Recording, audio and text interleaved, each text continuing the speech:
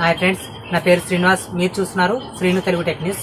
ఈరోజు మనం యూట్యూబ్లో మన వీడియోని ట్రైలర్గా ఏ విధంగా సెట్ చేసుకోవాలనేది ఈ వీడియోలో తెలుసుకుందాం. Let's our topic.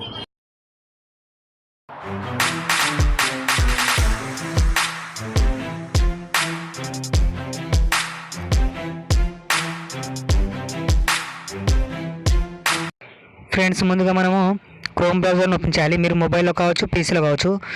మొబైల్లో అయితే డెస్క్టాప్ మోడ్ని ఎనేబుల్ చేసుకోవాల్సి ఉంటుంది. ఈ విధంగా ఓపెన్ చేసినాక యూట్యూబ్ ఛానల్ని ఓపెన్ చేయాలి.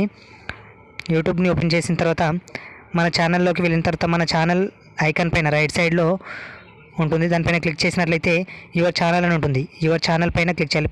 స్టాప్లో క్లిక్ చేసిన తర్వాత ఈ విధంగా కస్టమైజ్ ఛానల్ని క్లిక్ చేయాలి. క్లిక్ చేస్తే ఈ విధంగా విండో ఓపెన్ అవుతుంది. దీంట్లో ఫర్ న్యూ విజిటర్ అని ఉంటుంది. దానిపైన క్లిక్ చేయాలి. దానిపైన క్లిక్ చేసినట్లయితే మనకు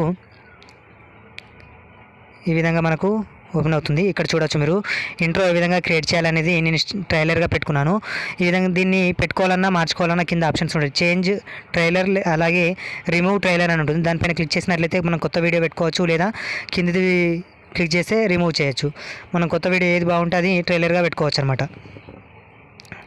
ఓకేనా ఫ్రెండ్స్, ఈ విధంగా మనం ట్రైలర్ని పెట్టుకుంటాం. మనం పెట్టుకోవడం వల్ల మనకు ఛానల్కి ఎవరైనా వచ్చినప్పుడు అది ట్రైలర్గా కనబడుతుంది అనమాట.